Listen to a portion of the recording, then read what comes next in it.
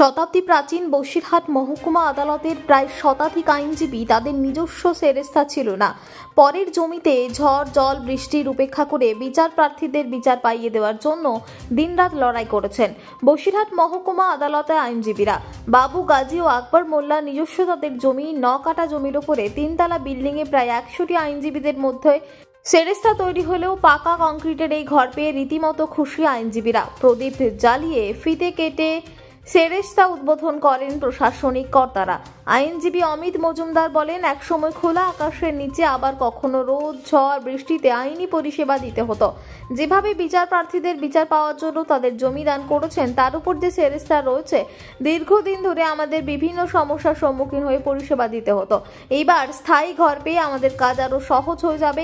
পাশাপাশি কলকাতা হাইকোর্ট থেকে যেসব আইনজীবীরা আসতো, তাদের থাকা ও বসার জায়গা ছিল না, তাদেরকেই পরিষেবা দিতে পেরে আমরা খুশি।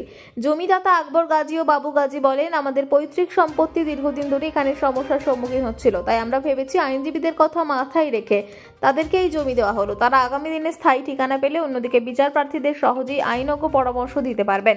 শুভ উদ্বোধনে বসিরহাটের মহকুমা শাসক আশিস কুমার, বসিরহাটের পুলিশ জেলার পুলিশ সুপার হোসেন মেহেদি রহমান, বসিরহাট মহকুমা আদালতের এডিজি লীনা গোলদার, বসিরহাট পৌরসভার চেয়ারম্যান অদিতি মিত্র রায়চৌধুরী সহ প্রশাসনিক আধিকারিকরা উপস্থিত ছিলেন। পুলিশ সুপার বলেন, এটা খুব ভালো উদ্যোগ। কিছু কিছু সময় আমাদের সঙ্গে আইনজীবীদের মতো পার্থক্য সমস্যা তৈরি হয়, একে অপরের মধ্যে বসে সেই সমস্যাগুলো মেটানো হয়, তার জন্য আমরা আশাবাদী। আপনারা দেখছেন সংবাদ শিরোনাম।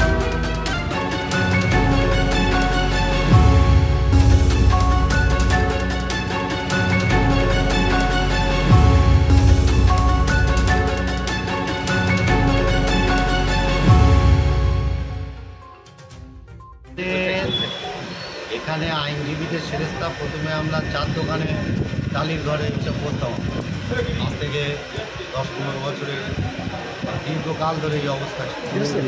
এবার এই জমিটা বাবু গাজীরা তার সঙ্গে আকবর ভাইরা এগিয়ে এলো, ওরা দুজনে মিলে সহযোগিতা করে আমাদের এই পার্মানেন্ট সেরেস্তা বা একটা সুন্দর সদৃশ্য এবং ভালো মাপের সেরেস্তা আমাদের উপহার দিল বা তৈরি করে। আগে আমি কোনোদিন আসিনি, আসতে পেরে খুবই ভালো লাগছে।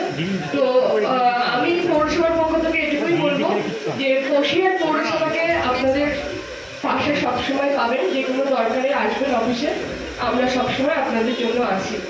সবাইকে ধন্যবাদ জানিয়ে, প্রণাম জানিয়ে এবং শারদীয়ার অগ্রিম শুভেচ্ছা জানিয়ে আমি বক্তব্য শেষ করি।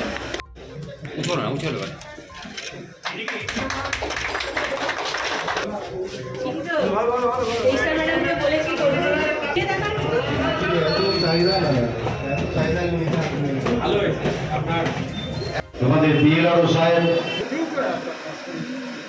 সবাইকে নিজ নিজ জায়গায় বসবার জন্য অনুরোধ করছি।